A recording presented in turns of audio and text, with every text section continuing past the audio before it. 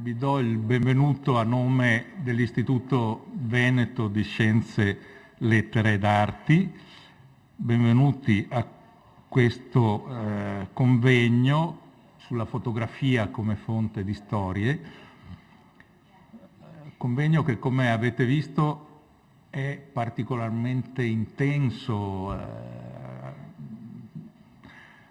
Le giornate saranno piene e quindi io fin da questo primo mio intervento raccomanderò tutti i relatori e i comunicatori di stare rigorosamente nei tempi che sono stati assegnati. Darei subito la parola per i saluti al presidente dell'istituto, che è il professor Antonio Danieli. Qua. Buongiorno, benvenuti a tutti. Io ringrazio Giampiero Brunetta, appunto il nostro socio, e il comitato scientifico, cioè i membri del comitato scientifico, la professoressa Sara Filippin e Carlo Alberto Zotti-Minic, che hanno organizzato questo interessantissimo e ricchissimo convegno, come è stato detto, e in particolare grazie a Brunetta perché in questi ultimi anni ha saputo rinverdire una tradizione che l'Istituto Veneto aveva, in particolare nell'Ottocento, alla fine dell'Ottocento, riguardante la fotografia che allora era agli inizi e nel quale l'Istituto Veneto contribuiva anche dal punto di vista tecnico, incoraggiando quegli artigiani, quei primi fotografi che inventavano dei procedimenti e quindi c'erano dei premi per l'innovazione, eccetera.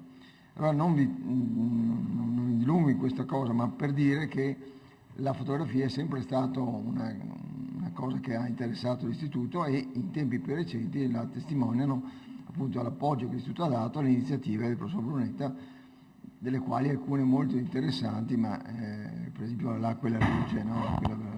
Quella bella mostra fotografica sulla Venezia tra diciamo la 48 e 66, 70, insomma, l'unità. Quindi i tempi dell'Unità d'Italia. Ringrazio anche il fotografo Graziano Arici, che ha dato alcune delle sue foto per questa mostra Venetians. Anche qui diciamo una tradizione importante, questa di documentazione fotografica, che è superfluo dirlo a voi che siete degli esperti, ma insomma l'emozione che danno queste immagini in chi ha vissuto in passato, chi invece si proietta i suoi ricordi e ciò che ha letto nel passato attraverso le immagini, è sempre una cosa di grande suggestione. Quindi non rubo altro tempo se non per dire che auguro a tutti una giornata di ottimo lavoro e anche una piacevole, diciamo così, presenza qui all'Istituto Veneto. Non so, poi c'è anche una mostra di sopra di vetro veneziano, di vetro d'arte, che è molto diverso dal vetro veneziano perché è un artista svedese e vale la pena certamente di vederlo. Bene, auguri a tutti e grazie. Grazie Presidente, e do la parola per lo stesso un saluto a Giovanna Valenzano, che è direttrice del Dipartimento di Beni Culturali, Archeologia, Storia dell'Arte, del Cinema e della Musica, e che in parte è coproduttrice di questo evento. Come dirò poi e spiegherà nella sua relazione Alberto Zotti, questo convegno è anche una sorta di punto d'arrivo di una grande ricerca sulla fotografia a Venezia e nel Veneto che stiamo conducendo all'interno del Dipartimento. Ecco, io con grande piacere che oggi vi porgo i saluti, non è la prima volta che ho collaborato con l'Istituto Veneto, però diciamo è la prima volta in cui sono in una veste istituzionale come direttore di dipartimento. Come ricordava appunto Giampiero Brunetta, l'idea anche proprio di questo convegno, al di là del grande lavoro che Brunetta ha fatto in tutti questi anni, è dovuta anche proprio a un progetto di ricerca presentato in università dal collega Zotti Minici, e questo per me è molto significativo perché sempre l'Istituto Veneto ha puntato nelle sue attività a coinvolgere un pubblico ampio, ma sempre sulla base di ricerche approfondite.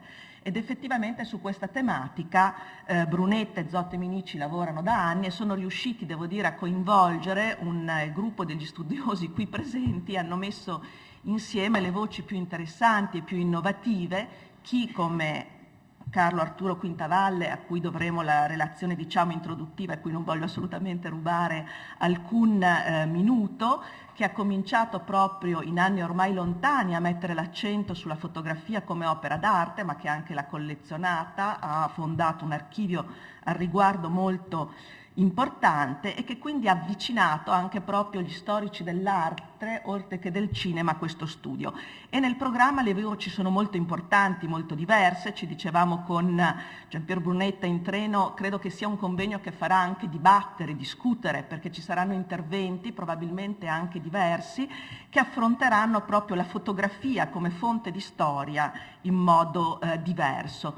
Sappiamo proprio l'importanza anche dell'immagine, quanto l'immagine è importante nei nostri giorni, pensiamo solo alla foto per esempio dei minatori uccisi dall'esercito in Sudafrica, oppure i disastri della Siria di questi giorni, e il significato pieno diciamo di queste immagini in cui potremmo dire che non solo la fotografia è fonte di storia, ma che lo stesso fotografo è uno storico. E al riguardo così mi piace citare una iscrizione che compare nel Bema, io sono una medievista, nella chiesa di Betlemme, un'iscrizione di una decorazione, di una nuova decorazione all'interno della chiesa che conserva anche mosaici più antichi del 1169, in cui definisce, è un'iscrizione che corre sia in greco che in latino, che definisce in quel caso il pittore come isteriografkon kai mosaikos, che è molto di più del termine con cui anche a volte sono indicati i magistri musivi a Venezia, cioè che distinguono il pictor imaginarius, colui che disegna, dal musivarius, che poi materialmente mette le tecniche. Nel termine greco c'è proprio il creatore di storia. E al riguardo ancora mi piace ricordare che in Siria, in un monastero che è proprio ai margini del deserto, a una settantina di chilometri a sud di Damasco, vi sono una serie di iscrizioni, tra i quali viene una in caratteri arabe, che viene tradotta normalmente col termine di pittore, ma dove in realtà questo termine significa oggi fotografo, dove quindi abbiamo proprio il richiamo sull'importanza dell'immagine, che è qualcosa di più, diciamo, della semplice riproposizione della realtà, ma che vuole proprio affrontare i significati più reconditi. Credo quindi che in questo densissimo programma, dove vi sono anche appunto interrelazioni sullo strumento della fotografia e sul significato che per esempio ha avuto anche proprio per gli storici dell'arte, senza la quale forse non sarebbe potuta nascere neanche la figura del filologo come noi oggi lo conosciamo, auguro proprio il miglior risultato e penso appunto che poi nella chiusura della tavola rotonda ci possano essere spunti di riflessione utili non soltanto per gli storici della storiografia, ma anche proprio per gli storici tout court e per gli storici dell'arte. Grazie. Grazie. Adesso mi do la parola per introdurre il convegno, le coordinate generali e lo spirito che ci ha guidato. Dopo aver dedicato una serie di convegni allo studio e ruolo di Venezia e del Veneto nella storia del cinema italiano e internazionale e dato vita nel 2011 assieme a Carlo Alberto Zotti Minici a una mostra dal titolo L'acqua e la luce sulla fotografia a Venezia a cavallo dell'Unità d'Italia, è sembrato opportuno avviare all'interno dell'Istituto Veneto un nuovo filone di ricerca e una riflessione di carattere generale di tipo storico-metodologico sulla fotografia come crocevia di ricerche, fonte di ogni tipo di storie, sguardo onnipresente e onnipotente e strumento indispensabile per la comprensione e interpretazione della vita artistica, culturale, politica e sociale del mondo contemporaneo. E come primo atto di nascita e gestazione di quella specie di essere che aspira all'immortalità, al cui sviluppo e maturazione ha dato oggi un contributo fondamentale la rete multimediale. Questa proposta è coerente con le linee di ricerca che ho avuto l'opportunità di sviluppare nel corso d'oltre un decennio in questa istituzione, che fin dal 1859 aveva riconosciuto l'importanza scientifica della fotografia ed è anche il punto d'arrivo di un progetto dal titolo Storia della fotografia a Venezia tra mito e realtà, avviato nel 2010 all'Università di Padova. Il progetto, ideato e diretto da Carlo Alberto Zotti, con la mia consulenza di Mario Snenghi, Alessandro Faccioli, Carlo Montanaro, Alberto Prandi e Maria Teresa Sega, si proponeva di realizzare una nuova storia della fotografia a Venezia, integrando e sistematizzando le conoscenze e i documenti oggi disponibili e cercando di ricomporre in senso poliedrale l'immagine di Venezia e della sua storia per andare al di là degli stereotipi vedutistici e delle dominanti funzioni turistiche. Il piccolo omaggio al lavoro fotografico di Graziano Arici, testimone per oltre 50 anni della storia veneziana, è solo un esempio di richiamo alle possibilità di uso pubblico di alcuni importanti archivi fotografici veneziani, indispensabili alla ricostruzione della storia della città, che per insipienza e cecità istituzionale rischiano l'abbandono, la dispersione, se non la perdita definitiva. Il progetto dell'Università di Padova ha cercato di adottare un approccio interdisciplinare che tenesse sì conto della tradizione vedutistica più diffusa, ma anche di nuclei fotografici poco noti, mai esplorati, che riguardavano i suoi impieghi in ambito documentario, nei settori industriali, urbanistico, artistico, sociale, didattico, divulgativo, considerando cioè la fotografia come fonte di storia della e per la città, come documento di una realtà da guardare in modo non univoco, ma da diversi punti di vista e servendosi di documenti prodotti con motivazioni diverse. Di questo parlerà più specificamente Alberto Zotti e a questo aspetto è dedicata la terza sessione del convegno che dovrebbe illustrare lo stato dei lavori e le novità della ricerca. Il convegno da una parte si propone pertanto di fare il punto sul lavoro di un cantiere in progress, circoscritto topologicamente ma a nostro parere ancora molto ricco e inesplorato. Dall'altro ha l'ambizione di aprire a tutto campo lo sguardo sia in senso storico che teorico e metodologico, cercando di riflettere sulle trasformazioni di ruolo, poteri e funzioni della fotografia nel corso dei suoi 170 anni di storia e sul contributo dell'immagine fotografica alla creazione di una rete interattiva multimediale universale in cui l'immagine si affianca alla scrittura e mette in crisi la comunicazione tra chi si è formato sui libri e chi è nato nella società dell'immagine. 150 anni fa, in occasione del Salon del 59, Charles Baudelaire, come ben noto alla maggior parte dei presenti, dall'alto della sua autorità aveva lanciato tuoni e fulmini contro la fotografia, che si era appena affacciata sulla scena artistica. Dans ce jour déplorable, une industrie nouvelle se produisit, qui ne contribua pas peu à confirmer la sottise dans sa foi et à ruiner ce qui pouvait rester de divin dans l'esprit français. La ricerca artistica, tutta proiettata verso il massimo di mimesi della realtà, per volontà della folla aveva trovato una sorta di dio vendicatore che ne aveva esaudito le richieste e promosso Niepce a suo messia. Il termine fotografia era diventato così sinonimo di arte. A partir de ce moment, scrive ancora Baudelaire, la société immonde se rua comme un seul narcisse pour contempler s'attribua l'image dans ce métal. Pur considerando la fotografia come emblema massimo del degrado dell'arte e impoverimento del genio artistico francese e denunciando i pericoli di perdita della capacità di apprezzamento e giudizio del bello da parte delle folle, e ancora ritenendo quanto mai necessario un rientro rapido nei suoi ruoli ancillari delle scienze e delle arti, un ruolo di umile serva simile a quello della stampa e della stenografia, che non si sarebbero mai sognate di sostituire la letteratura, Baudelaire in pari tempo ne riconosceva delle potenzialità positive importanti, come supporto per la memoria del viaggiatore, aiuto indispensabile per il lavoro dell'entomologo o dell'astronomo, strumento per chi ha bisogno di assoluta precisione materiale, scialuppa di salvataggio per tutti quei reperti a stampa destinati alla distruzione e luogo di memoria di tutti quei materiali che altrimenti andrebbero distrutti o dimenticati per sempre.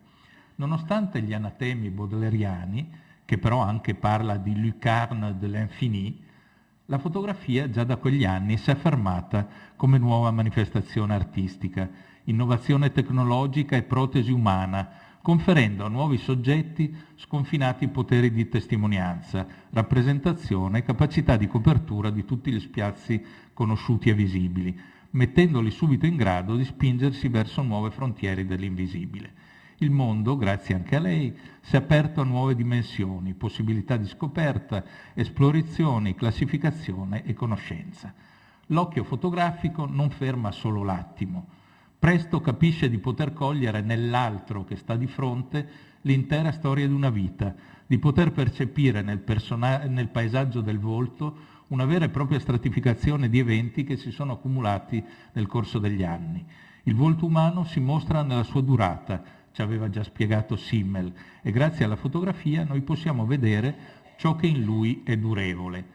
L'interesse per il nuovo mezzo è andato crescendo dall'inizio del Novecento e alla fotografia dagli anni '20 sono stati dedicati saggi da cui non si può prescindere, da Paul Verlaine a Walter Benjamin, da Giselle Freund a Henrik Schwarz, a Peter Galassi, da Roland Barthes a Susan Sontag.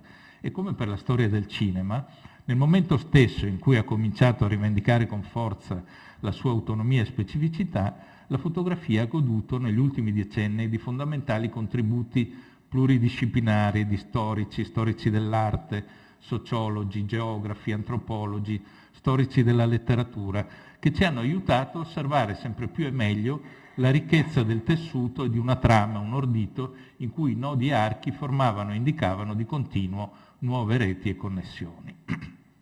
Grazie ai lavori pionieristici di Carlo Bertelli, Arturo Carlo Quintavalle, Marina Miraglia, Italo Zanier, Paolo Costantini, nascono gli studi di storia della fotografia fin dalla fine degli anni '60. Questi studiosi contribuiscono, pur appartenendo nel caso dei primi a campi disciplinari differenti, alla fondazione della disciplina e a farne comprendere la ricchezza e complessità e il suo ruolo connettivo rispetto a molti altri settori. Per merito loro si è cominciato a esplorare la profondità della superficie dell'immagine fotografica, a porsi interrogativi e a investigarla con strumenti presi quasi in leasing da altre discipline, presto dimostratisi compatibili, necessari e capaci di svelare nuove dimensioni di senso, al di là della percezione mimetica più facile e immediata.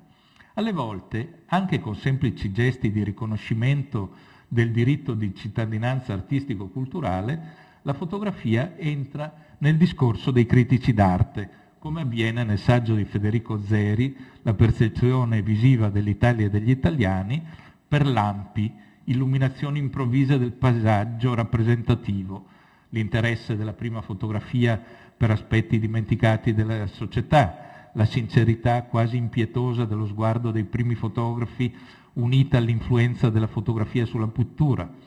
Zeri, come vedremo con l'intervento di Anna Ottani Cavina e Francesca Mambelli sulla sua collezione, aveva fatto della fotografia uno strumento necessario del suo lavoro ed era molto orgoglioso di questa fototeca, che privatamente è la più importante del mondo, come dichiarava nella sua ultima conferenza al Castello di Belgioioso e Caldate nell'ottobre del 98.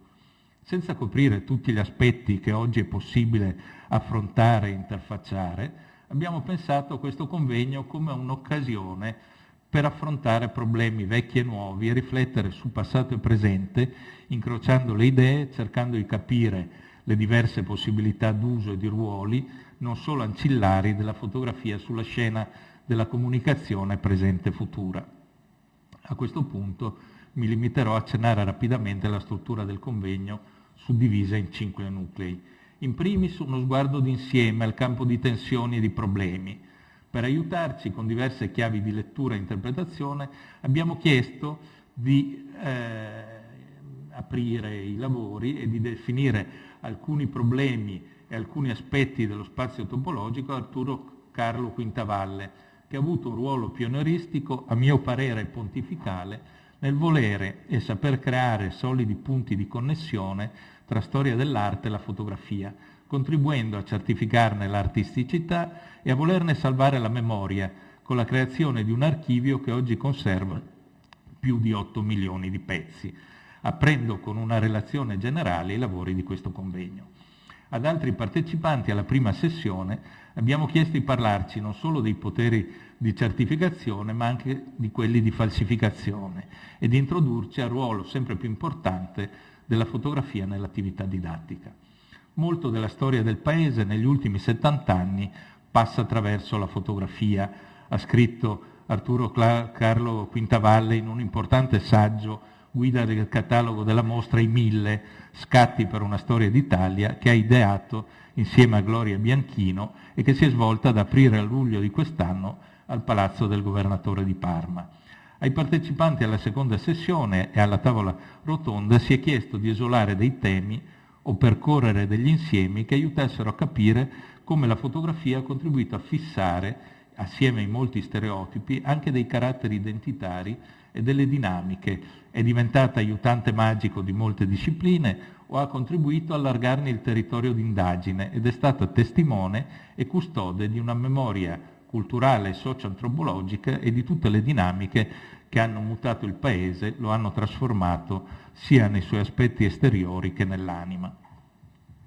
Della terza sessione parlerà Alberto Zotti nell'intervento successivo. Al collezionismo, ai grandi archivi già costituiti e al loro funzionamento, ai progetti museali a cui si sta cominciando a pensare concretamente, è dedicata la quarta sessione. L'idea di un museo fotografico documentario non nasce certo oggi, perché in effetti è ipotizzata sulla fotografia artistica fin dal 1908. Il fatto è che tuttora non è così immediata la possibilità in Italia di dedicare un intero museo alla fotografia e alla sua storia.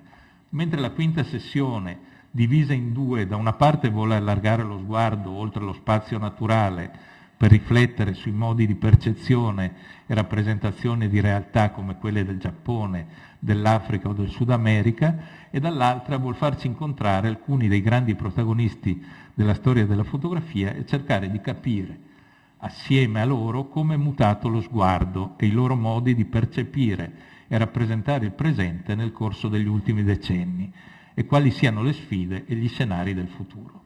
L'occhio fotografico, dall'indomani della sua invenzione, irrompe sulla scena della storia, certifica, rende pubblici i ritratti anonimi di migliaia di figure appartenenti a tutte le classi sociali e diventa un mezzo di pubblicizzazione delle figure dei protagonisti della storia politica e culturale. La fotografia dei 1000 di Garibaldi è anche uno dei monumenti più straordinari alla figura e alla possibilità di dare un volto ad eroi rimasti per secoli nell'anonimato. All'inizio, quasi a voler confermare le paure secolari nei confronti dell'immagine, la fotografia che ferma la vita di una persona è concepita nel suo aspetto octonio piuttosto che in quello salvifico. Per esempio, nel ricostruire il rito di assoggettamento alla fotografia ufficiale da parte di tutti i membri del primo Parlamento italiano, nel suo libro del 1862, I moribondi di Palazzo Carignano, Francesco Petruccelli della Gattina racconta di come, dopo essere stato invitato a restare immobile con la testa bloccata da un mezzo cerchio di ferro, e come di botto un grande occhio nero e lucido si divarica dinanzi a me, che divora la mia persona. Quest'occhio fascinatore, vampiro, mi dà il brivido, io resto come preso. Quest'occhio vampirico, come ha raccontato fin dal titolo in un suo bel libro Giovanni Fiorentino, è un occhio che uccide, assieme al suo farsi da tramite, da certificato di garanzia per l'accesso laico all'eternità. La fotografia non solo è un primo atto di certificazione anagrafica e di vera promozione a protagonisti di storia di milioni di persone rimaste per secoli al di fuori della luce della storia, ma è anche, in un'ottica di lungo periodo, un primo atto sacramentale, il battesimo di quell'Homo immortalis che troverà a cavallo del 2000 il raggiungimento della sua maturità e piena affermazione laica. Inoltre, come aveva già ben colto Mario Prats in un articolo del 1967, la fotografia ce la può dire lunga sulla persona ritratta, ma una cosa è certa, che non meno di una pittura ce la dice lunga sul fotografo. Nel momento in cui crescono in misura esponenziale soggetti dell'emissione e destinatari, la fotografia dilata le sue funzioni, accende pulsioni voyeuristiche, bisogni morbosi di possesso, quasi di contatto continuato e ravvicinato con tutte le forme e gli aspetti della vita, ma anche col sangue e la morte. Paura e rassicurazioni, rappresentazioni della morte in diretta e immagini salvifiche sono veicolate attraverso molti canali che ogni giorno invadono il nostro spazio e il tempo del nostro esistere. Le fotografie digitali vengono subito sparate in rete e ricadono in tempo reale su pubblici che fanno parte di un nuovo mondo della comunicazione. Un occhio planetario, onnipotente e onnipresente, capace di accogliere e ritrasmettere alla velocità della luce qualsiasi memoria individuale fissata da un click fotografico o da una ripresa video. Oggi non si tratta più di vedere o documentare momenti e luoghi comuni come si è fatto lungo tutto il Novecento da parte di milioni di fotografi dilettanti, ma ci si trova a osservare un fenomeno di socializzazione pressoché immediata del proprio privato o di tutto ciò che in ogni istante viene vissuto da un determinato soggetto che desidera che la sua esperienza sia immediatamente condivisa.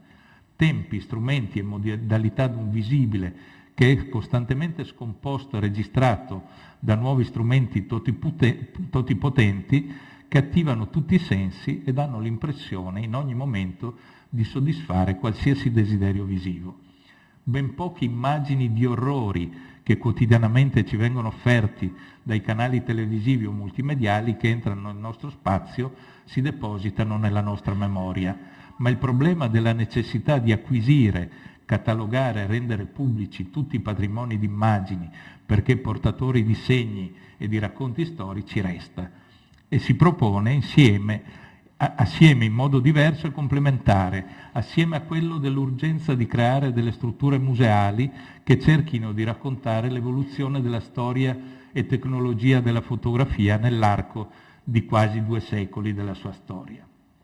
Noi sappiamo che la comunicazione interpersonale è destinata in futuro, se non a scomparire, a ridursi al minimo a favore della comunicazione artificiale. Qualsiasi cosa possa avvenire, sappiamo anche che la fotografia resterà un mezzo facile, diretto, immediato di comunicazione universale, capace di superare qualsiasi barriera. La fotografia ci appare come un macrosistema di cui è difficile regolare il flusso, che ha il potere di dilatare a dismisura il nostro immaginario, di liberarne ancora energie e anche di contagiarlo, di epidemizzarlo, di assoggettarlo. Forse la fotografia oggi ha un ruolo limitato nel processo evolutivo dell'uomo verso quel simbionte tecnologico di cui da tempo ci ha parlato Giuseppe Longo, che ho citato più volte implicitamente, che non sembra evitabile. E tuttavia i figli di Nadar e Daguerre continueranno a lungo a contribuire al mutamento della nostra cultura, della nostra percezione del mondo, delle nostre capacità di rappresentarlo e narrarlo, da accumulare nella memoria in depositi dalle dimensioni sconfinate e di farli vivere a livello planetario in ogni momento. Grazie.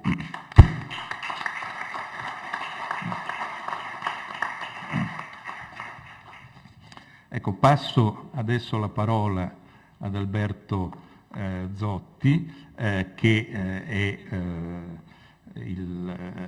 l'ideatore, il promotore primo di questo progetto e insieme poi abbiamo sviluppato tutta la pianificazione del convegno che vi accennerà ricerca e ovviamente devo anche ringraziare, perché fa parte del cast iniziale, Sara Filippin e ovviamente tutte le persone dell'Istituto Veneto che ci hanno supportato in ogni momento nell'organizzazione del convegno. Sì, grazie. Ecco, come accennava Giampiero Brunetta, il convegno La fotografia come fonte di storia nasce a chiusura del progetto di ricerca Storia della fotografia a Venezia tra mito e realtà. L'intento del progetto è stato quello di redigere una storia della fotografia a Venezia, dalle origini alla metà del Novecento, integrando e sistematizzando le conoscenze e i documenti ad oggi disponibili. Già si è accennato alle ricerche pionieristiche di Italo Zagner e di Costantini, ma dobbiamo dire subito che fin dalla sua nascita la fotografia trovò in città grande attenzione ed applicazione in molti ambienti. La produzione più tipica e diffusa fu però quella rivolta alla corrente turistica che a Venezia cercava suggestioni romantiche e letterarie ormai consolidate. Tuttavia la pervasività di una rappresentazione tendenzialmente sempre uguale a se stessa risulta limitante, qualora la si voglia rapportare alla città reale, luogo che vive non in un mito statico nel tempo, ma come organismo inserito nella storia, condizionato da esigenze sociali, economiche e politiche non dissimili da quelle di altre città. Gli studi fino ad oggi compiuti hanno enucleato solo alcuni dei momenti importanti della diffusione della fotografia a Venezia, quelli appunto destinati alle necessità turistiche, e hanno studiato quasi esclusivamente i protagonisti principali. Contestualmente alla ricostruzione della biografia personale e professionale degli autori, il progetto ha realizzato indagini documentarie ed iconografiche presso archivi e collezioni presenti in città o in altre sedi, lo studio della stampa locale e, ove necessario, la raccolta di fonti orali. Tra le collezioni più importanti che sono state esplorate ricordo quella della Fondazione Musei Civici di Venezia, l'archivio Turio Bem, l'archivio storico e l'archivio dell'Ufficio Urbanistica del Comune di Venezia. Inoltre l'archivio storico delle arti contemporanee e molti altri ancora, che pur di consistenza più limitata costituiscono una testimonianza fondamentale della vita della città in questo secolo e mezzo che ci separa dalla nascita e dall'ampia diffusione della fotografia. A queste collezioni locali, nella nostra ricerca, si sono aggiunte altre raccolte, italiane e straniere, dove la fotografia veneziana è spesso ben rappresentata. Gli archivi dei Fratelli Alinari di Firenze, il Museo Archivio di Fotografia Storica, la Fototeca Nazionale ed Aerofototeca dell'Istituto Centrale per il Catalogo e la Documentazione di Roma, la Bibliothèque Nationale e l'Institut National de l'Histoire de l'Art di Parigi. Situandosi come naturale proseguimento delle ricerche già condotte negli anni passati, e vorrei qui ricordare i due convegni che sono stati ospitati in questa sede, l'immagine di Venezia nel cinema del Novecento nel 2002 e la bottega veneziana nel 2005. Inoltre la mostra, a quale accennava Brunetta, L'acqua e la luce, la fotografia a Venezia all'alba dell'Unità d'Italia nel marzo del 2011. Questa ricerca si è posta quindi come punto di riferimento e fornirà in futuro validi strumenti di studio a settori disciplinari diversificati, per i quali la fotografia costituisce ormai fonte documentaria imprescindibile, come ad esempio gli studi di storia dell'arte, dell'architettura, dell'urbanistica, di storia della didattica ed altri ancora. La ricostruzione cronologica ha cercato di descrivere il percorso evolutivo della disciplina e ha presentato una rassegna degli autori e delle rispettive produzioni. L'analisi tematica ha consentito più precisi approfondimenti, lo studio e la descrizione del ruolo che la fotografia ebbe all'interno di processi sociali, culturali, artistici, editoriali, economici e scientifici. Ha permesso inoltre di identificare i soggetti e i temi più praticati e diffusi, e consente ora di definire il ruolo avuto da organismi privati ed enti pubblici nella sua affermazione a livello locale, tracciando le linee fondamentali della sua diffusione nella stampa veneziana. Alla scadenza del triennio, il team di ricerca è giunto ad una fase avanzata nella raccolta dei documenti archivistici e nell'esplorazione dei fondi fotografici, che ha consentito di delineare, almeno nelle sue linee principali, le idee portanti e i fatti storici e linguistici nodali della vicenda fotografica veneziana. La produzione storica, nel nostro ambito scientifico, mostra palesemente il gap esistente tra il nostro paese ed altri, primi fra tutti Francia, Gran Bretagna e Stati Uniti, dove riflessioni e strutturazioni delle fonti sono state avviate da anni e hanno prodotto strumenti ed analisi molto approfondite. Crediamo che in Italia gli studi siano ancora lontani dal rappresentare in modo non che veritiero, ma nemmeno sufficiente i frutti delle produzioni locali e dei singoli autori, a partire da quell'ormai lontano 1839. Ancora più eclatante il caso veneziano, dei numerosissimi studi fotografici proliferati attorno a Piazza San Marco e negli altri luoghi simbolo della città, troviamo nei repertori stranieri il solo nome di Carlo Ponti, a volte accompagnato di quello di Carlo Naia. Che questa assenza sia dovuta ad una minor presenza in Italia di figure di statura mondiale tra i protagonisti non è dimostrato. Molto più probabilmente la ragione vera di questa assenza è motivata dalla scarsità delle ricerche fino ad oggi realizzate e pubblicate anche all'estero. Obiettivo del nostro progetto è stato proprio quello di contribuire a colmare, almeno in parte, questa assenza e di fornire anche un modello di analisi interdisciplinare che potrà servire auspicabilmente di esempio per altre ricerche consimili. La fotografia infatti vive di una duplicità di fondo, è un linguaggio autonomo e autosufficiente, ma grazie al suo valore di traccia, di indice della realtà, più o meno marcato ma innegabile, preferisce fortemente la contestualizzazione rispetto al referente.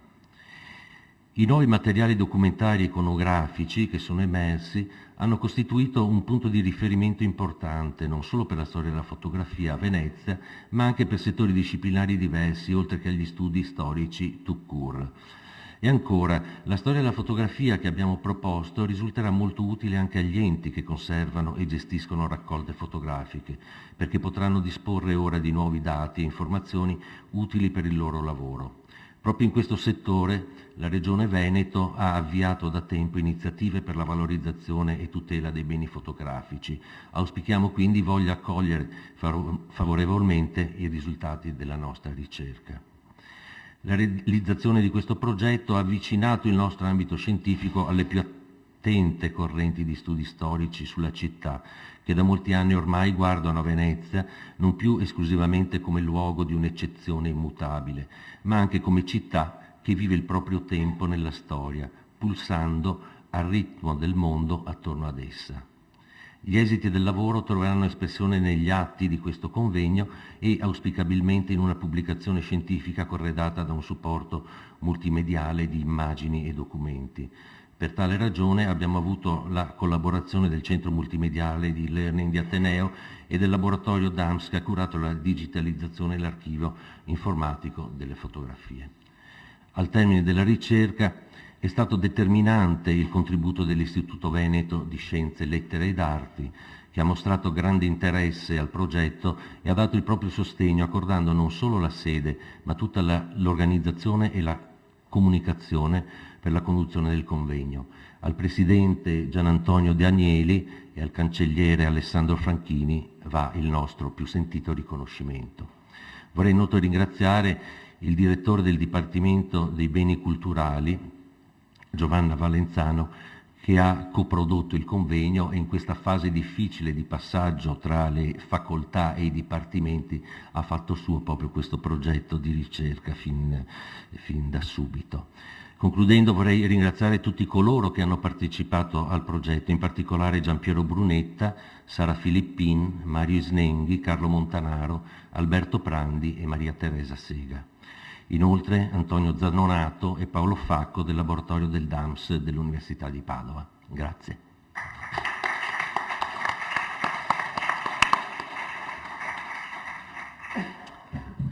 Grazie Alberto. Ecco, la sessione di domani mattina sarà dedicata all'illustrazione dello stato dei lavori, che sono lavori in progress, ma insomma abbiamo, credo sia stato un grande lavoro di esplorazione e individuazione degli insiemi e anche di riflessione. Già considero che siamo in una fase matura di elaborazione. Adesso do la parola per introdurre il convegno al professor Arturo Carlo Ottaviano Quintavalle, che ha insegnato storia dell'arte medievale all'Università di Parma ed è il fondatore del Centro Studi e Archivio della Comunicazione, ma come dicevo nella mia introduzione è anche uno degli studiosi che ha avviato in maniera pionieristica e seminando molto gli studi sulla fotografia. Io ho incontrato delle mostre del professor Quintavalle agli inizi degli anni 70 sul fumetto, sull'editoria, sui cineromanzi, mostre straordinarie per ricchezza e intelligenza, anche bisogno di uscire dai confini disciplinari. Arturo Carlo Quintavalle ha respirato in famiglia lo spirito della conservazione dell'arte, perché suo padre era sovrintendente ai beni artistici di Parma e Piacenza, sua madre è stata una grande studiosa di arte del Parmigianino, per esempio. Però lui, pur avendo da subito fatto studi fondamentali sul battistero, su Viglielmo o sul battistero di Parma, insomma, ha praticato quella che io amo molto, l'indisciplina. È stato uno storico dell'arte indisciplinato, come altri grandi storici dell'arte, quindi ha contribuito a dilatare il territorio e arrivare a studiare in maniera fondamentale aspetti dei giorni nostri, della cultura popolare, mediatica dei giorni nostri. Ha anche spronato suoi collaboratori a occuparsi di cinema, di fumetti, con grandi risultati per l'epoca, per i primi anni 70. E ha fatto studi fondamentali sia su singoli fotografi come Migliori, Iodice, sia su fotografi della civiltà contadina, come studi sull'intero territorio della fotografia, ma soprattutto si è preso cura dei patrimoni fotografici. Appunto al centro che dirige la professoressa Bianchino sono raccolte più di 8 milioni di fotografie. Ormai no, appunto non si può tenere. No. Si è occupato degli alinari, ogni saggio che ha fatto è un saggio da cui non puoi prescindere, così come questa mostra che citavo sui 1000 è una mostra che corona in maniera straordinaria le celebrazioni per il 150° dell'Unità d'Italia. Lo ringrazio e gli passo la parola. Grazie per la commemorazione. No, insomma. E comunque, no, mi sento molto imbarazzato perché, scusate, poi faccio partire il tempo regolamentare. Mi sento imbarazzato perché le cose che si facevano quando io avevo 30 anni, 35, non mi ricordo, erano fatte col piacere di inventarsi dei territori diversi. Confesserò una cosa che Giovanna probabilmente sa. Io ho deciso, sono un vecchio professore di medievale moderna, ma ho puntato a un certo punto nell'81, se non sbaglio, sulla medievale. E il mio primo concorso l'ho perso ignominiosamente 3-2, con 2 voti a favore di Argane Raghianti e 3 voti contro, che non importa. E per 7 anni non ho fatto storia dell'arte medievale, ma ho fatto tutto il resto. Poi sono andato su e giù per gli Stati Uniti, ho organizzato mostre da allora, così, e poi niente, poi ho cominciato a raccogliere, oltre che a far mostre e via dicendo. Vedete, quello che vi racconterò un'altra cosa, non so se Marina Miraglia c'è qui dentro, ma salve. Voglio ricordare una cosa che ci riguarda, lo studio Vasari.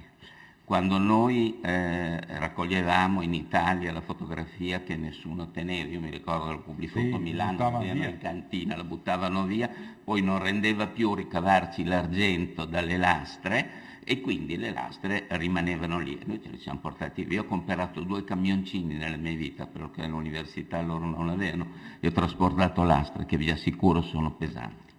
E Marina Miraglia aveva preso lo studio Vasari, se non ricordo male, per il Gabinetto Fotografico Nazionale, ma avevano preso soltanto il periodo ottocentesco, no? Per cui a un certo punto mi arriva una telefonata a Parma e mi dice: guarda che lo studio Vasari, tutto il resto è libero, non lo vuole nessuno, non lo prende nessuno. E allora l'abbiamo portata a Parma, e così è capitato con studi di ogni tipo.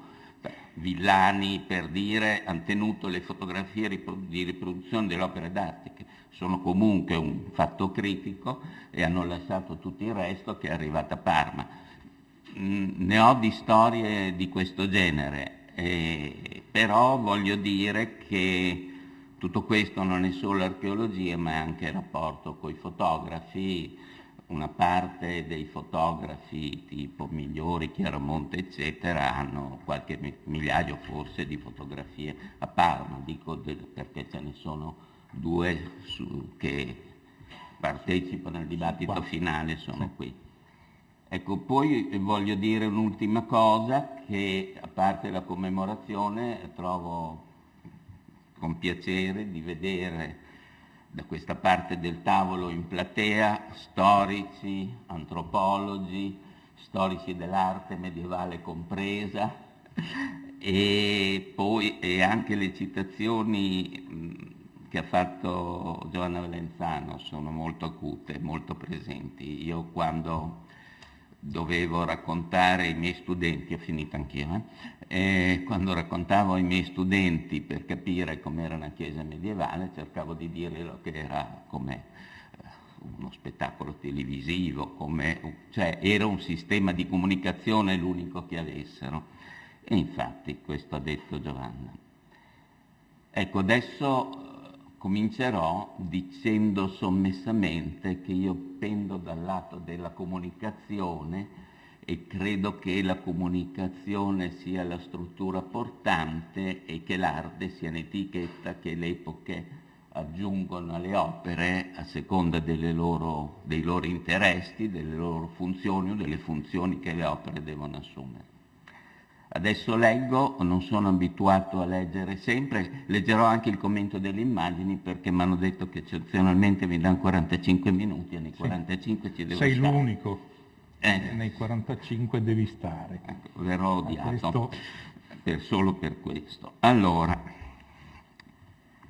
il tema del convegno, la fotografia come fonte di storia, pone molti problemi, del resto evidenziati dalla ricca griglia degli interventi.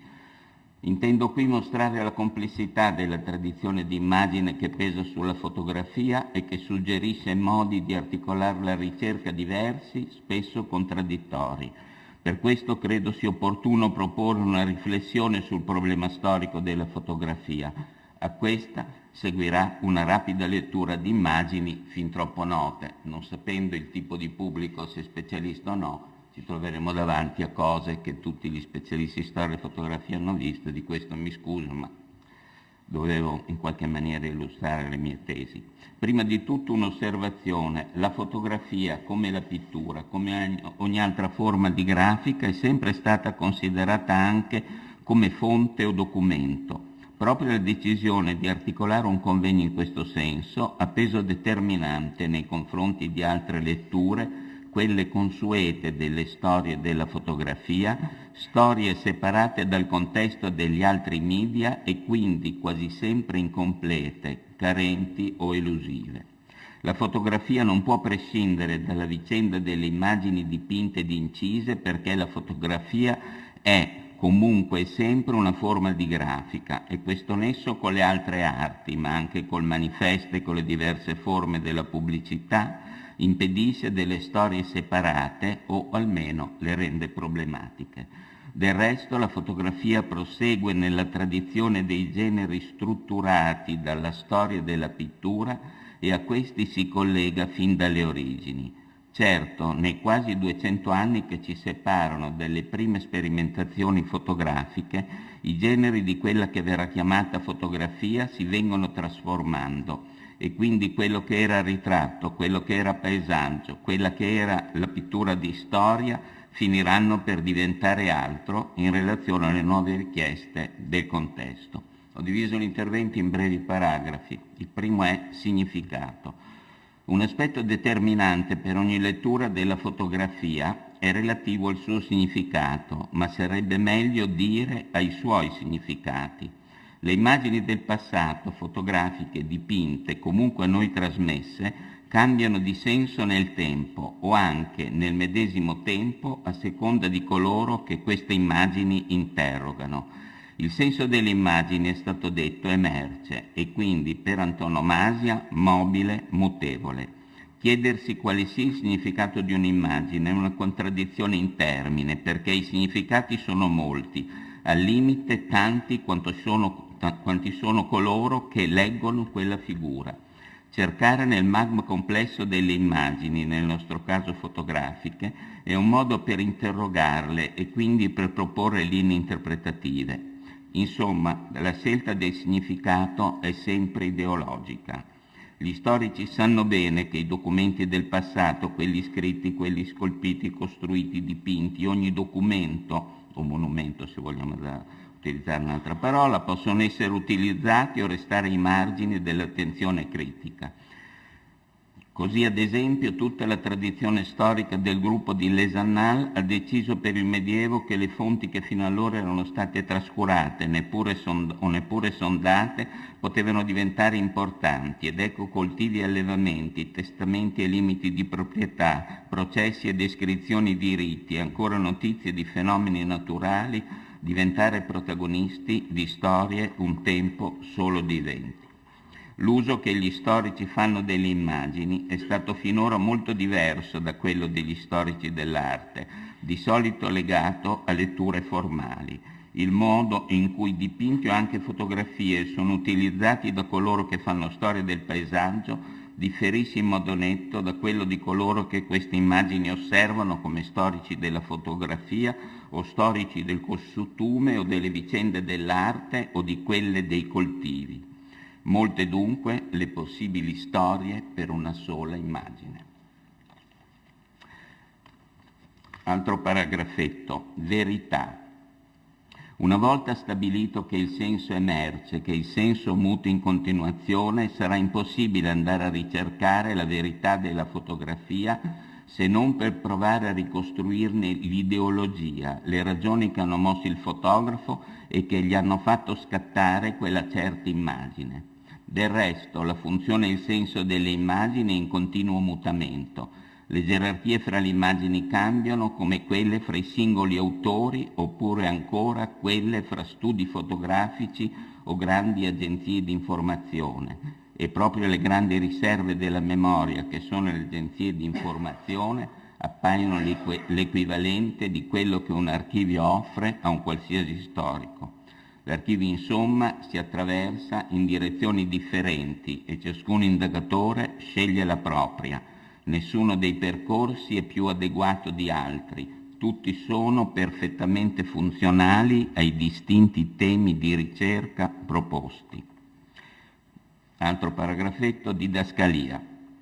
Coloro che sono storici della fotografia, ma più di loro i singoli giornalisti, gli inviati, i fotografi sul campo, ma potremmo dire lo stesso degli operatori cinematografici o televisivi, sanno bene che un servizio fotografico, un articolo, un documento TV non solo può essere costruito da operatori diversi per dire cose opposte, ma sanno bene che ciascun servizio, ciascuna immagine o serie di immagini può essere interpretata da chiunque in modo diverso. Basti ricordare che servizi fotografici sulla guerra di Spagna, scattati da fotografi magari indipendenti, venivano riproposti da parte repubblicano-franchista con significati opposti. Da una parte le didascalie parlavano di massacri comunisti di innocenti, dall'altra di stragi fasciste.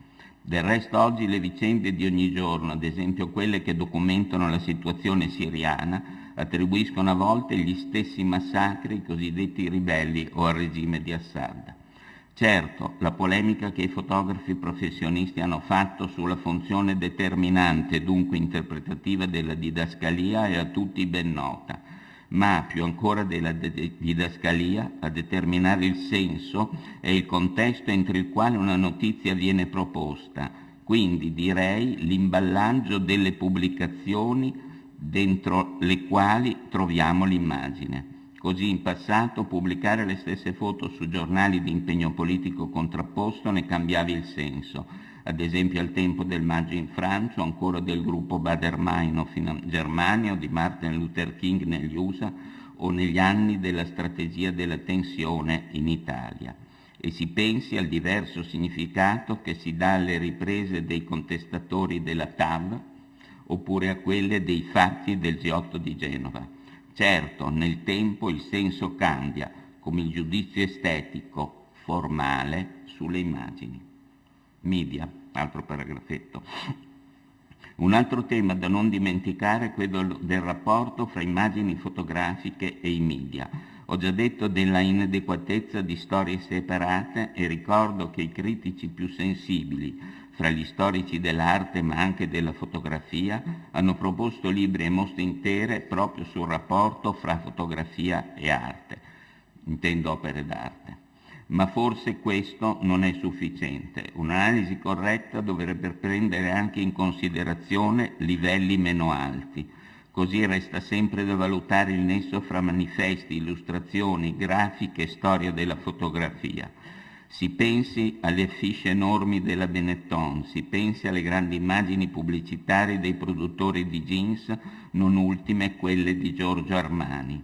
La foto che magari sembra di denuncia introduce sottilmente un consenso alla marca, dunque l'immagine fotografica costruisce oggi mitologie. Mitologie del consenso, dialogo delle figure rappresentate col pubblico di coloro che, piccolissimi perché le immagini sono molte volte enormi, coloro che le osservano sulle pareti degli spazi urbani o, seduti in casa, partecipano al racconto di uno spot TV, sarebbe meglio dire subiscono. Ma conviene chiedersi anche quanto queste immagini pubblicitarie abbiano giovato alla fotografia e non posso non pensare alla recente diffusione, ma si potrebbe dire moda, delle grandi fotografie che caratterizza una parte significativa della ricerca in Germania e negli Stati Uniti.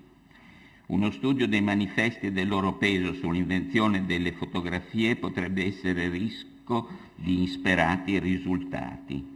Il tema del rapporto fra immagini fotografiche e film è una ricerca in parte da fondare. Quale nesso esiste fra la cinematografia sovietica di Eisenstein e Pudovkin e nella fotografia, ad esempio di Tina Modotti e magari anche di Weston, e quale peso ha il film neorealista nella storia della fotografia italiana del dopoguerra. Naturalmente non mi butto in queste direzioni, chiuderò perché sennò rovescio tutto. Mi spiace.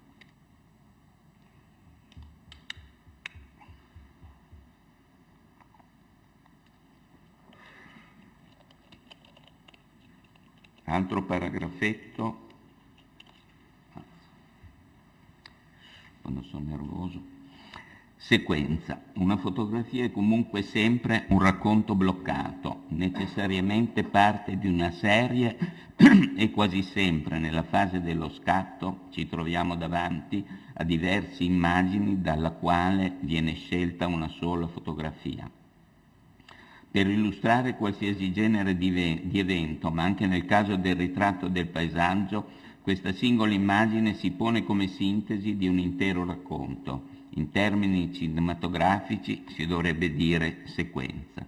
Del resto a riprova quella che in origine era stata divulgata come immagine isolata e che così è divenuta mitica, muta di senso se diventa parte di una serie, sistema di fotografie più complesso, come nei casi ben noti di Bob Capo, di Lee Friedlander, o come nel caso dei ritratti rifatti o dal XIX secolo ripetuti fino ad oggi.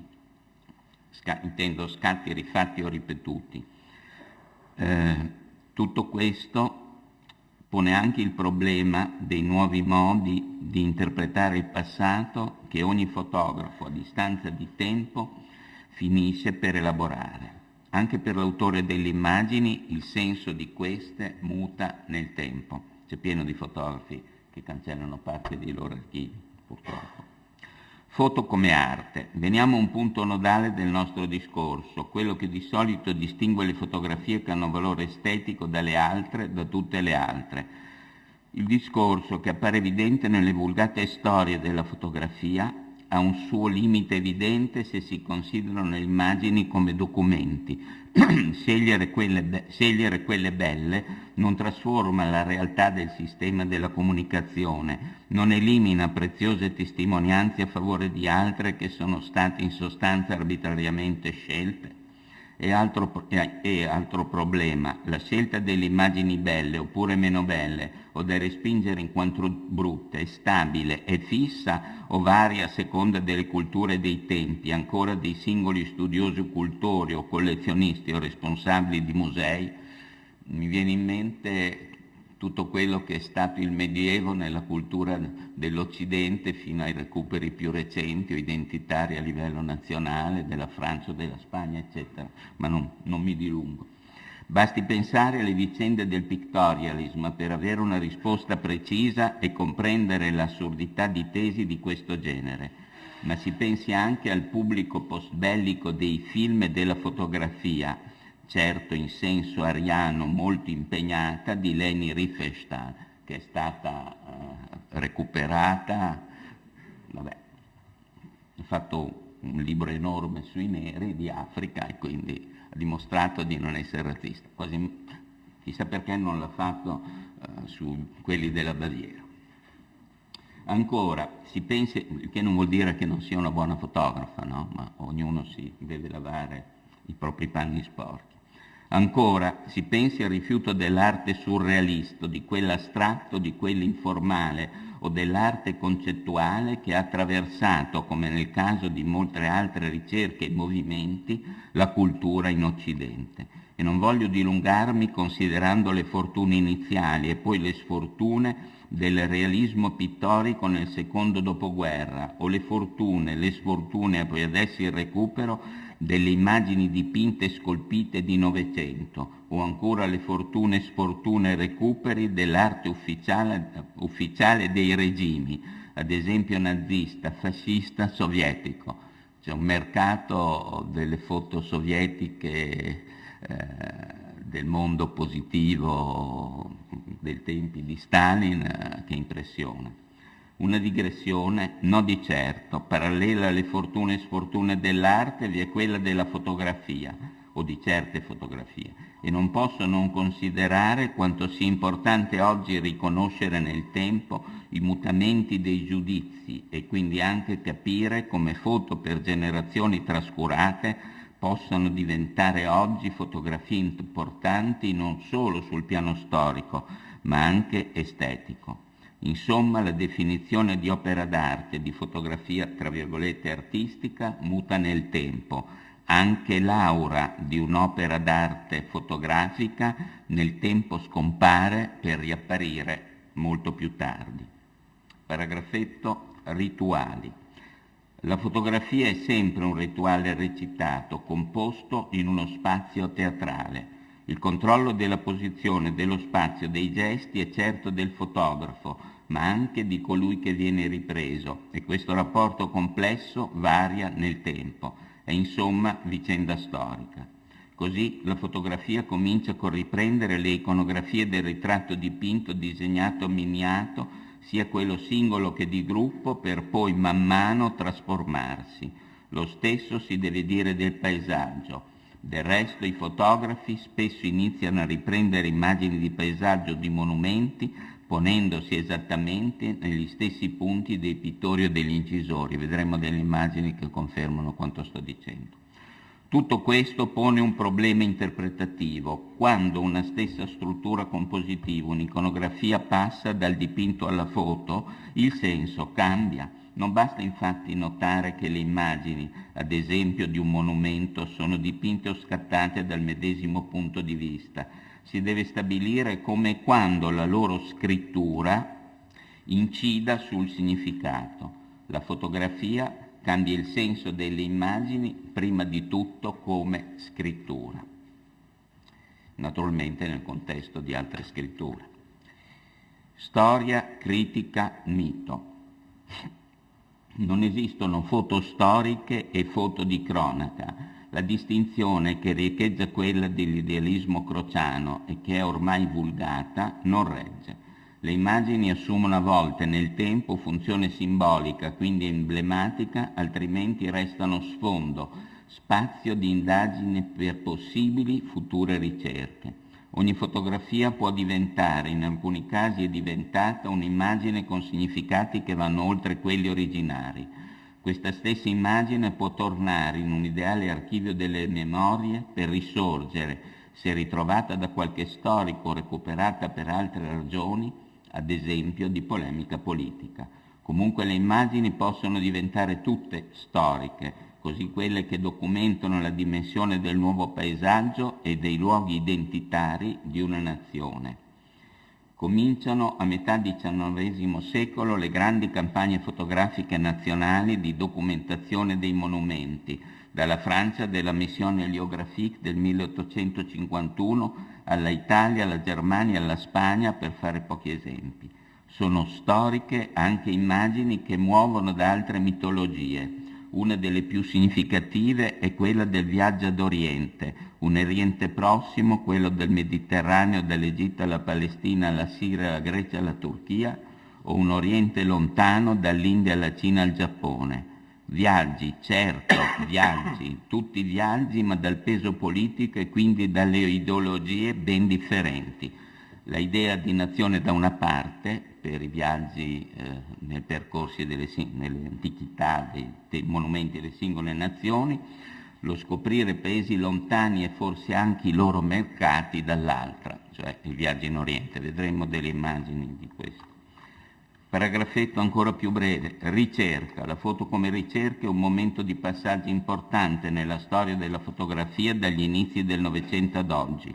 Foto come ricerca vuol dire invenzione di nuovi procedimenti tecnici, di nuovi modi di interpretare lo spazio attorno, non si dice il reale, ma più ancora di stabilire percorsi e dialoghi diversi sia con il mondo delle cosiddette avanguardie artistiche che con le ricerche tecniche più avanzate. Certo è che distinguere creazione artistica da invenzione tecnica appare un residuo della tradizione idealistica. Il ricercare una dimensione non più semplicemente formale, ma scegliere una riflessione complessa che spieghi il senso, il peso dell'immagine, fa della fotografia oggi un momento di passaggio irrinunciabile per comprendere la ricerca sui linguaggi. Moltiplicazione.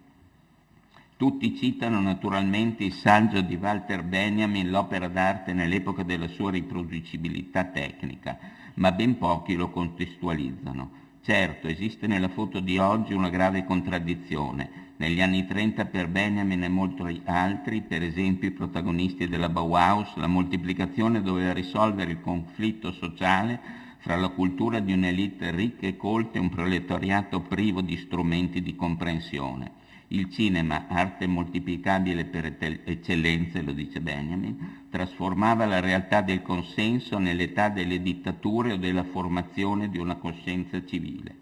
La fotografia doveva distruggere l'aura, il mito dell'unicità dell'opera d'arte. Dunque, arte come esperienza privata e sublime, da un'arte come esperienza privata e sublime si passava a un'arte, oggi diremmo comunicazione, fruibile e posseduta da tutti, come un libro o un disco o un oggetto di design. La fotografia, quella di cronaca, quella dei matrimoni, quella delle carte di visita, ha a lungo per generazioni assolto questo compito e la trasmissione delle immagini per telescrivente, sto parlando di tempi che a chi è in platea ed è giovane sono ignoti, ha moltiplicato anche sui giornali quella stessa possibilità di moltiplicazione come lo hanno fatto gli archivi, anche quelli criminali.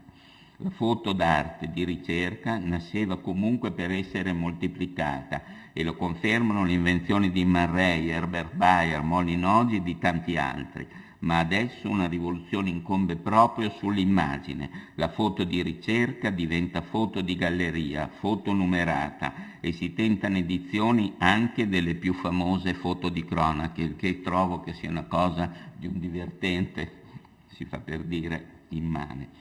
E non si parli del mercato e delle vintage prints. Incombe ancora sulla foto un altro pericolo, quello dell'ingrandimento, dove le foto sempre più tendono a somigliare ai quadri, almeno nelle dimensioni, secondo una tradizione che è tedesca ma anche americana, come ho detto prima. Dunque il problema è forse di ricondurre la fotografia alle sue funzioni, che non potranno essere lo spazio della galleria privata o quello del museo inteso in senso tradizionale, semmai quello dell'archivio. Esemplari in questa direzione gli archivi fotografici della Library of Congress di Washington e ancora gli archivi dei grandi atelier parigini come quello di Nadar, anzi dei Nadar, già la Bibliothèque Nationale perché adesso sta in parte nei sotterranei della vecchia linea Maginot, o di Disdery che invece è la galleria alla Biblioteca Nazionale. La foto oggi è dunque di fronte a una scelta. Rileggere e capire Benjamin appare ancora importante.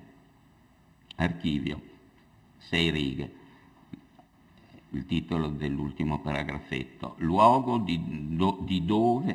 dove si considerano in modo paritetico, non gerarchico, le fonti, siano esse letterarie, di immagine o altro. Archivio come luogo dove fotografie, opere d'arte, manifesti e progetti architettonici e di design o di urbanistica, pubblicità e ogni altro genere di comunicazione possono interagire grazie all'intervento dei fruitori e di coloro che gestiscono questo territorio culturale. Mi scuso per la citazione, in questo senso forse la creazione dell'Oxac dell'Università di Parma ha avuto e potrà ancora avere un peso per la storia del nostro paese, non quella dell'arte ma quella della comunicazione. Un archivio in tutto di 12 milioni di pezzi è comunque un punto di riferimento possibile che durerà nel tempo al servizio di tutti. Vi comunico che non lo dirigo da 20 anni. Allora, adesso passiamo alle immagini dove leggerò. Come faccio qui? Sì, quello a destra. Perfetto. Quando Daguerre inizia a riprendere foto, la tradizione di immagine della pittura è determinante. Ecco una natura morta ben dentro la vicenda. Questo è il daguerrotipo, carte visite e ritratti. C'è un blocco di 6 o 7 immagini, poi cambierò titolo e che sono il simmetrico di quello che ho detto prima in qualche maniera, almeno di una parte. Ecco una natura morta di Daguerre ben dentro la vicenda della pittura realista del Seicento, magari olandese, parlo della foto in alto a sinistra. In basso ecco una conferma di quello che dice Arago al Parlamento francese nel 1839 che Brunetta citava prima. La foto potrà servire a catalogare reperti di ogni genere, da quelli archeologici a quelli paleontologici, catalogare nel segno di Linneo. Il paesaggio riprende con taglio diverso le vedute pittoriche. Ecco un primo piano forte e in basso sul marciapiede da notare una figura rimasta ferma abbastanza a lungo, perché probabilmente i tempi di ripresa del daguerrotipo erano sui 7 minuti, poi diminuiscono a 3. William Henry Fox Talbot usi il negativo di carte ed ecco un disegno fotogenico di un ramo con le foglie, a fianco un'immagine dei libri dell'Offer Libraries, alla base, questa del fotografare i dorsi di libri, di una lunga iconografia che giunge fino ad oggi, ad esempio a Ghirri, e che attraversa la letteratura come la fotografia, cioè il viaggio in una stanza, il percorso.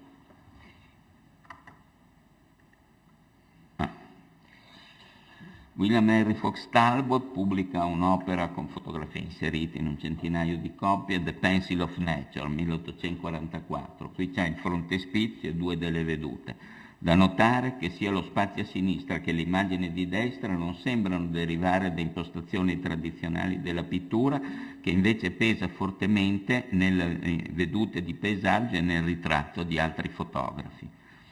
Nelle vedute di paesaggio c'è il peso su Fox Talbot della tradizione della pittura. Faccio vedere 2 immagini di atelier, la prima una caricatura attorno al 1860, l'altra un'immagine 1900 dello studio di ripresa a Linari a Firenze. Sostegni per le teste nella prima immagine servono a mantenere ferme le persone, il ritratto che prevede le lunghe pose. Nella seconda immagine lo studio inteso come una messa in scena teatrale, si notano i lucernari schermabili e la varietà degli arredi. Adesso, 1900 naturalmente, i tempi di posa si sono molto abbreviati, ma il modo di ripresa non è diverso da quello di mezzo secolo prima. Sono daguerrotipi americani. Nel daguerrotipo e nella carte de visite la lunga durata della tradizione pittorica del ritratto è molto evidente. Ecco 2 daguerrotipi americani degli anni 1840-50 dove la composizione dei gruppi è direttamente dipendente dalla tradizione pittorica, ad esempio quella seicentesca e poi ottocentesca olandese per il daguerrotipo di destra. 2 modi qui di riprendere il ritratto. Qui siamo davanti a delle carte de visite. Disdéry punta su una messa in scena con luci morbide e diffuse, suggerendo con diversi attributi la funzione del personaggio. Nadar concentra la luce sul volto della figura e dissolve in pratica ogni genere di arredo, salvo l'appoggio indispensabile per la posa. In queste carte de visite si può cogliere la stretta relazione di almeno 2 immagini con il teatro e penso alla coppia ripresa da Roger St. Andrew e alla figura di travestito di Rosen Thompson. Quella donna in basso alla vostra sinistra è un uomo. Delle altre 2 foto, quella di Sorgato, Bologna, interessante anche per l'arredo dell'atelier del fotografo che torna in molte altre immagini. Infine la foto di Farina, Vicenza, sembra una citazione quasi programmatica delle immagini di Nadar che hanno pesato molto nella cultura fotografica in Italia. Fra le carte de visite, le ultime 4 schermate sono di opere che sono dell'Oxac. Fra le carte de visite, le foto che riprendono i parlamentari del Senato torinese del 1861 sono importanti. Nel caso dell'immagine del conte Maurizio Sonnaz possiamo vedere uno strumento singolare ereditato direttamente dalla pittura, il cavallo dipinto che fa da sostegno alla figura reale. È carina. La foto di Henri de Liur del conte di Cavour, 1860, propone un racconto complesso. La scrivania intagliata e dorata come la sedia significano dignità, sulla scrivania i libri alludono alla riflessione, il cappotto e la tuba infine parlano di un personaggio sempre attivo, il gesto testimonia una pacatezza intenta. Anche questa foto è teatro. Altro blocco di immagini, iconologia e identità nazionale dei paesaggi, parentesi, pittura, incisione, fotografia. Sono 6 schermate. 4 vedute a confronto 2 a 2. La moltiplicazione dell'immagine fotografica prevede un passaggio indispensabile attraverso la stampa, così nel caso della serie di Artaria 1842. Nelle vedute l'Arno è increspato e il cielo nubiloso come mai un fotografo potrebbe riprendere. Nella immagine di Santa Maria Novella lo spazio è popolato di astanti. Nella foto l'Arno, che sono aggiunti in pittura ovviamente, nella foto l'Arno, litografia scusate, nella foto l'Arno è uno specchio vuoto e il cielo, perché la posa è troppo lunga e non si possono fissare le onde, e il cielo bianco e la piazza di Santa Maria Novella è deserta, la gente si muove, non si può riprendere, il cielo è bianco perché il dislivello di luce rispetto al terreno è di 10 o 12 volte, quindi le lastre non sono pancromatiche, insomma, eccetera. Si noti, a proposito di utilizzo per gli storici dell'arte, che il rosone albertiano presente nella voluta di sinistra, in quella di destra, di Santa Maria Novella, foto in basso a destra, in quella di destra manca, quello che oggi vediamo è opera di un restauro ottocentesco. Ho fatto un esempio solo per ovvie ragioni. Di nuovo 2 immagini. La grafica di Artaria, sempre 1842, propone un cielo in tempesta come in un quadro del 600 di Van Goyen. Sotto una fotografia di Jean Philpot, 1860 circa, dove lo spazio delle colline è divorato dal bianco del cielo della stampa all'albumina. Le 2 vedute proseguono comunque l'iconografia della pittura. Il problema delle riprese fotografiche degli interni non verrà risolto per molti decenni dai fotografi, mancanza di luce, sbilanciamenti derivati dalla presenza di finestre, rosoni o altro. Gli interni li si rappresenta a lungo solo con la incisione o la litografia, come questa di Francesco Pieraccini di Santa Croce, 1830. Ma esistono anche difficoltà notevoli per i fotografi a riprendere portici e cortili, così nel caso del Camposanto di Pisa ripreso dagli Alinari, 1860. Qui il peso della luce sul pavimento lo cancella completamente, rendendo leggibili solo i sarcofagi a parete. C'è una foto molto famosa di una galleria del chiostro di Ars, per la quale con negativi di carta ne sono stati scattati e identificati almeno 11, secondo altri 9, per comporre, ritagliandolo, una stessa immagine. Ma questo è un altro discorso. Sono voluto rimanere su foto dell'Italia prevalentemente. 2 immagini degli Alinari di Santa Maria del Fiore, 2 stampe all'albumina, 2 immagini che sono un esempio, come la foto prima del restauro di Santa Maria Novella, dell'uso della foto come memoria. A sinistra si intravede la facciata della cattedrale prima del rifacimento tardo ottocentesco, a destra la facciata rifatta. Il cielo della foto di destra è attenuato da nubi dipinte ovviamente a ritocco. Forse non si potrebbe meglio dimostrare la dipendenza della fotografia dalla tradizione pittorica e da quella dell'incisione e della litografia se non proponendo le molte immagini dei grandi monumenti romani legati al Grand Tour.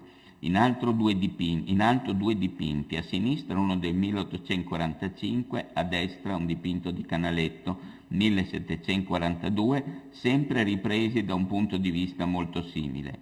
In basso a sinistra la foto circa contemporanee, 1875 circa, di Brodi e di Moulin, In alto l'immagine concentrata e con taglio verticale di Canaletto non farà storia, diversamente dal taglio orizzontale del dipinto ottocentesco determinante per le due fotografie. La foto di Molin con il forte primo piano delle 3 colonne appare molto più vicina ai modelli pittorici. Potevo proporvi 300 immagini su questo stesso argomento, soltanto per i monumenti di Roma, del tour, del Giro per Venezia, ovunque. Se ci si sposta dal XIX secolo al XX e ci si concentra su immagini dello stesso monumento, si colgono tracce di epoche precedenti e di modelli culturali distinti. Così, per le vedute della tomba di Cecilia Metella sull'Appia Antica, 2 foto Anderson attorno al 1900 propongono tagli distinti. In una il monumento sta sulla strada che si perde all'orizzonte, nell'altra lo scatto punta sul solo edificio. A Linari, 25 anni dopo, uso ancora la strada per tagliare l'immagine in una foto, nell'altra riprende il monumento dalla campagna e propone in primo piano un gregge, memoria delle vecchie immagini della campagna romana dipinte dal Settecento all'Ottocento. Le foto che isolano il monumento escono da campagne fotografiche di tipo documentario promosse attraverso atelier diversi dallo Stato, lo Stato italiano, a partire soprattutto dagli anni 60-70 per costruire nel Paese una nuova identità nazionale. Tutti poi sappiamo il peso di Ricci, di Corrado Ricci e delle pubblicazioni dell'Istituto di Bergamo, di arti grafiche di Bergamo. Altro blocco di immagini che si intitola Mitologie, viaggio d'Oriente. Vi ricordo colonie, in questo caso, potenziali sbocchi mercantili, confronto fra la civiltà occidentale e l'inciviltà degli altri e diversità quindi delle campagne nei territori nazionali. L'Occidente non scopre solo il proprio paesaggio come luogo dell'identità della nazione, ma per identificarsi ricerca il diverso, propone il viaggio, prima quello degli esploratori, adesso quello dei fotografi che per l'Egitto muovono dalla campagna napoleonica e dalle sue note vicende. Non ho messo immagini dei disegnatori di Napoleone per brevità. E così ecco i monumenti di una ricerca sul campo, riprese con lastre all'albumina, a cominciare dal tempo di Gustave Flaubert e di Maxime Duchamp e del loro viaggio in Egitto fra 1849 e 1851. Le foto dei luoghi simbolici di Egitto, Siria, Palestina, Turchia, Grecia sono un sistema complesso dove le immagini prevedono sempre la presenza di figure, non solo per dare il senso delle dimensioni, ma per raccontare la diversità. Così qui nei 2 casi stampi l'albumina dei colossi di Mennone e della piramide di Chefren, 1880 circa. Stessa serie. Le 2 fotografie, sempre stampe all'albumina, sono documenti importanti.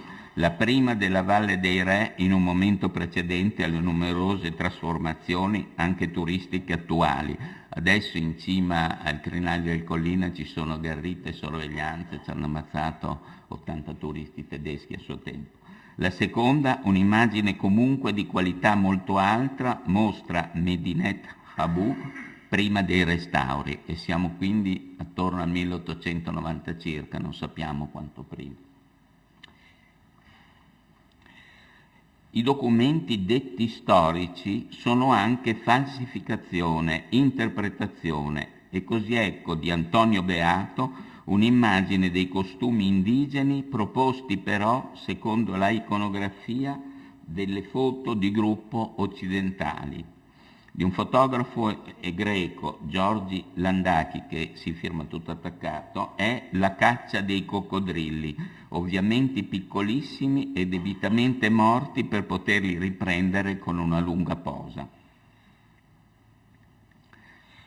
Viaggio vuol dire sperimentazione e memoria delle persone oltre che dei luoghi. Ecco dunque l'avventura degli esploratori che scalano una piramide, forse Cheope, nella foto di Zangaki, 1890 circa, è un documento dei costumi, qui un beduino ripreso da Garriga, ovviamente in studio, con dietro un panorama dove peraltro mancano le palme sostituite da altri alberi e edifici occidentali. A sinistra in basso la roccia è di carta. È chiaro che si voleva fare economia, comunque i costumi sono album interi che vengono prodotti a migliaia di copie ogni album e venduti. Adesso soprattutto dall'American Colony, ma adesso vediamolo subito. La tradizione della fotografia in Oriente dura a lungo anche grazie alle riprese dell'American Colony, che è proprio verso la fine del secolo, dagli anni 90, che moltiplica le immagini in migliaia di copie. Ecco il muro del pianto, ben diverso da come oggi lo vediamo, un muro presso il quale ebrei e arabi stavano insieme. Alla destra la moschea di Omar, lo spazio con la roccia, precluso oggi ai non credenti. Tra le altre foto che abbiamo a Parma, noi abbiamo una foto della spianata davanti alla moschea di Omar, dove c'è una specie di gita scolastica di 80-100 persone sdraiate per terra, sedute un po' più in piedi, più alti dietro, che hanno fatto la gita. E ancora una volta l'iconografia assurda dell'Occidente.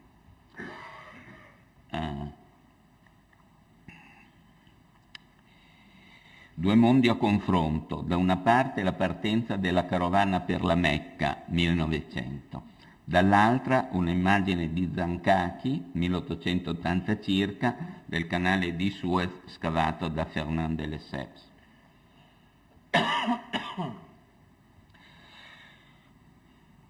Ho dato due soli esempi di come la fotografia, questo viaggio in Oriente non è il viaggio in Egitto, ma il viaggio nella Siria, che è la Siria enorme che comprendeva la Palestina e la Giordania, no?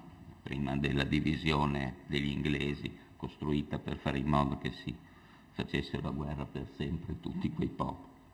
La fotografia come documento storico è spesso anche prova delle distruzioni del paesaggio, come nel caso dell'Acropoli d'Atene. Lo spazio della piana sotto l'Acropoli è oggi invaso dagli edifici della città, non c'è più niente di tutto questo, salvo l'Acropoli. La immagine di Santa Sofia ci porta verso un altro luogo del viaggio in Oriente, la Turchia, Costantinopoli e appunto Santa Sofia, ancora qui utilizzata come moschea. La foto all'albumina è stata in seguito colorata. Foto di cronaca, questo è uno scatto, sono 3 schermate molto brevi. La foto di cronaca non esiste come non esiste la foto di storia. Esiste l'uso storico della fotografia che muta nel tempo. La foto è sempre racconto e come tale potrebbe non essere rispondente al vero, anche se poi siamo noi a scegliere nel tempo le diverse verità di ogni immagine e quindi i significati della fotografia. La vicenda del miliziano colpito è ben nota e la sequenza originale degli scatti mostra comunque che K ha scelto l'immagine poi diventato un simbolo. La foto di John Phillips di Yalta è uno degli scatti dei fotografi, 1945. Ne sono noti altri dove Churchill appare corrusco e Stalin meno sorridente, quindi li usavano in funzione politica per come gli servivano. Foto come teatro, perché qui, non importa. Foto come teatro, scelta delle differenti recite fatta dal fotografo, ma anche da chi pubblica, da chi divulga, da chi alla fine riutilizza l'immagine entro diversi contesti. 2 modelli di racconto di Henri Cartier-Bresson, lo spazio circolare di un movimento, quello della scala con quello della bicicletta, 1932, anche un po' pittura metafisica e surrealismo, no? Se vogliamo, il confronto 1945 fra accusa, giudice e pubblico nella Parigi liberata, immagini costruite per cogliere un momento senza tempo, quasi metafisico la prima, immagine la seconda che esce dalla iconografia tradizionale dell'arte per evocare quella dei film documento, e magari se sbaglio mi correggi subito. Due modi di fare storia. La parete interna, oggi perduta, distrutta, dell'Atelier Vaghi negli anni 30 con decine di ritratti di protagonisti del regime, molti dei quali ben riconoscibili. In basso paesaggi, ma sulla porta uno fotogrande della marcia su Roma che offre una precisa chiave di lettura dell'intera parete. La foto di Giuliano Lucas 1968 parla di immigrati, da una parte il monumento al moderno, il grattacielo Pirelli di Gio Ponti e Pierluigi Nervi, in basso lo scatolone e la valigia nella Milano del boom e della contestazione. Domando, il senso di queste due foto è irreversibile oppure le interpretazioni possono essere lontane da quelle proposte? Il senso è sempre merce. Ricerca.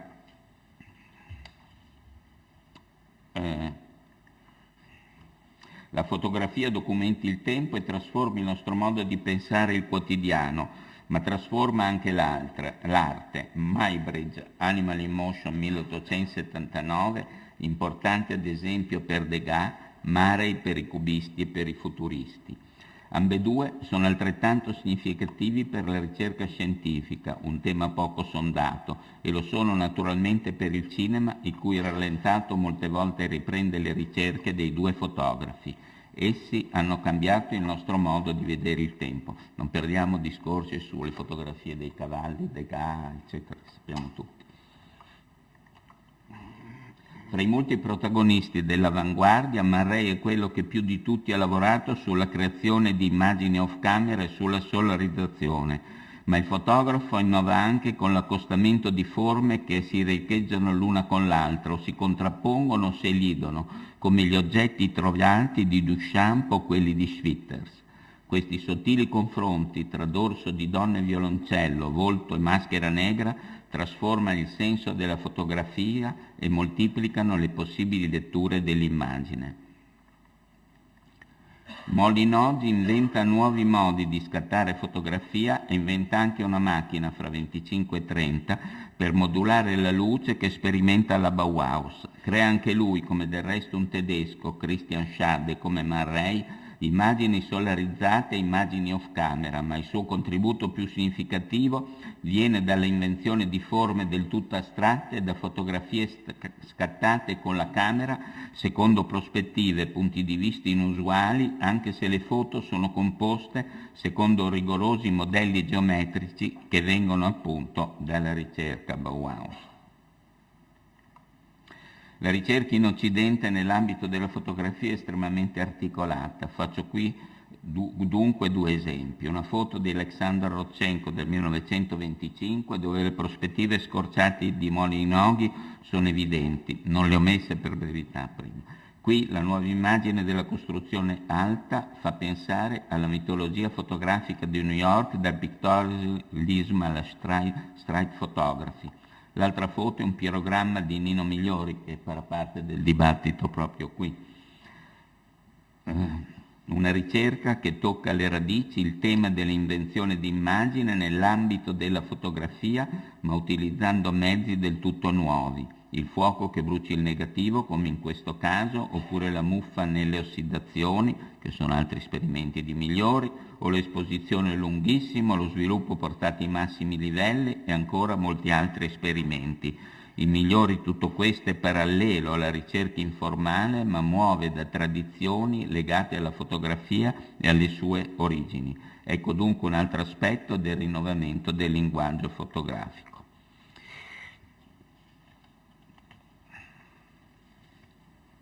Questo. La durata ai media si intitola questo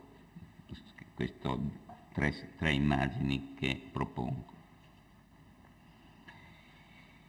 La corrente più viva della foto in Occidente punta sulla scoperta di un tempo altro della fotografia, un tempo lento di meditazione sugli spazi e sul mondo, un mondo del consumo del banale. Due le immagini di Lee Friedlander, che dopo Robert Frank è il protagonista più fecondo di una nuova indagine fotografica negli Stati Uniti.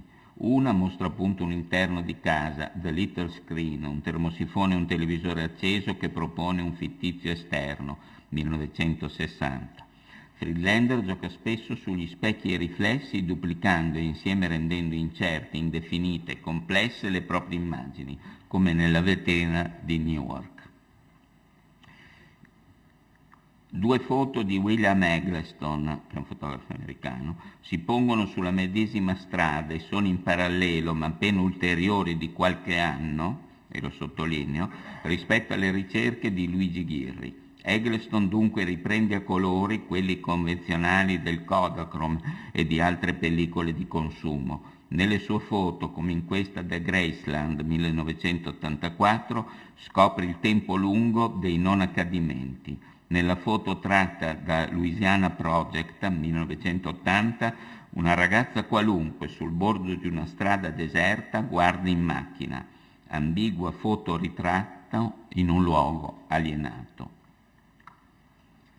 La nuova fotografia italiana ha avuto alcuni grandi protagonisti. Il più determinante per l'intero movimento, colui che ha saputo unire un gruppo di fotografi promuovendo molte ricerche in comune, ricordo solo Viaggi in Italia, è Luigi Ghirri, che ha messo l'accento sui luoghi dell'ovvio, sull'ambiguità della fotografia di consumo, sulla difficoltà di distinguere tra immagine riprodotta e realtà. Ghirri ha saputo anche riflettere sul tempo della pittura e su quello della fotografia, inventando una dimensione sospesa, quasi metafisica, delle immagini, come qui in Marina di Ravenna, 1986. Mimmo Iodice ha condotto e conduce ricerche sugli spazi dimenticati, memoria della sua Napoli, ha proposto indagini sul linguaggio fotografico collegandosi anche al concettuale. Iodice ha anche esplorato l'intero Mediterraneo dell'antichità romana per costruire un singolare racconto dove le ombre delle statue diventano figure viventi. Qui ecco Mare Chiaro, 1990, un non evento. Il tempo è sospeso, l'ora è indefinibile, mattino o tramonto, come nel teatro di Beckett o di Ionesco. Scusate le digressioni troppo letterarie.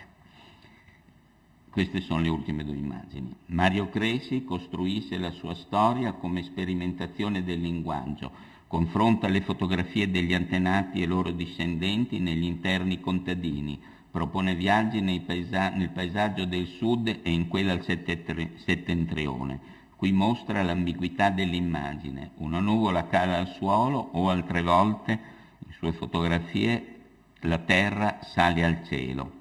Così in una delle foto di Misurazioni 1973.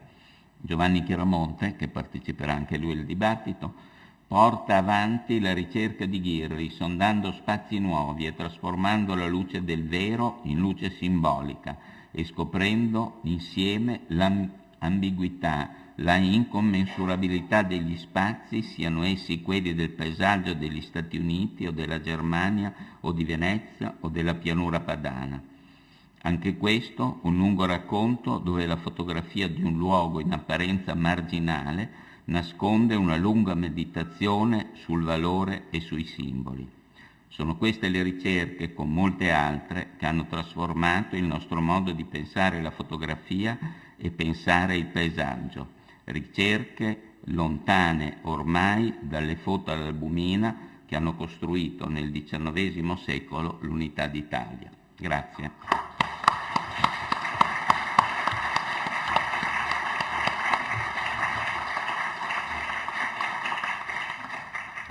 Grazie Arturo Carlo Quintavalle per questa lunga cavalcata lungo i 170 anni di storia della fotografia e per tutta questa quantità di connessioni, e grazie anche perché c'è una seconda storia, negostoria, dietro a questa importante relazione. C'è proprio il suo percorso di riflessione in estrema sintesi, di un percorso intellettuale e di ricerca e di passione che ha guidato questo suo amore per la fotografia di questi 40 anni. direi di fare un intervallo adesso di 10 minuti, non di più, per prendere un caffè.